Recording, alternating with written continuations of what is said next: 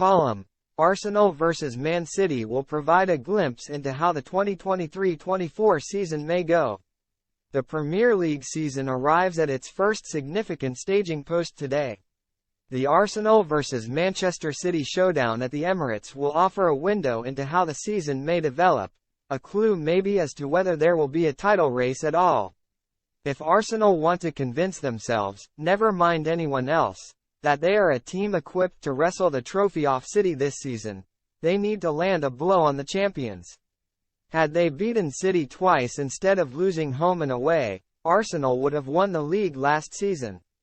Those losses, by a combined margin of 7-2, made it 12 straight league defeats to Pep Guardiola's side, the sort of return which fosters a justified inferiority complex. A season is a lot more than just 2 head-to-head fixtures, but somehow Arsenal have to stop the rot. The Community Shield penalty shootout win was a start, but this is where it really matters. There are 2 reasons to be optimistic for Arsenal. They have Declan Rice and City do not have Rodri. As the glue which holds the whole City edifice together, Rodri is arguably their most important player, and that includes Erling Haaland. The suspended Spaniard has blossomed into the world's best holding midfielder under Guardiola. Rice, though, is not far behind. 2 months into his Arsenal career, the former West Ham captain has already paid down part of his club record £105 million transfer fee with his early performances. If the injury time winner against Manchester United was the showstopper, it has been his grittier attributes which have helped upgrade Arsenal and propel them to their best league start for 16 years. The difference in Arsenal when Rice went off with a back problem against Spurs, especially with no Thomas Partey to fill the hole, was substantial. He has made 10 interceptions already for his new club in the Premier League, 3 more than any teammate. Only Bukayo Saka has made more tackles. Rice has carried the ball more than any other Arsenal player this season too. His physical presence and his reading of the play make him almost 2 players in one. In terms of the control he brings and the regulation of the side's tempo, he is like a midfield traffic light with an unerringly accurate red, amber and green setting. For Arsenal, the sight of City has represented an abrupt stop sign.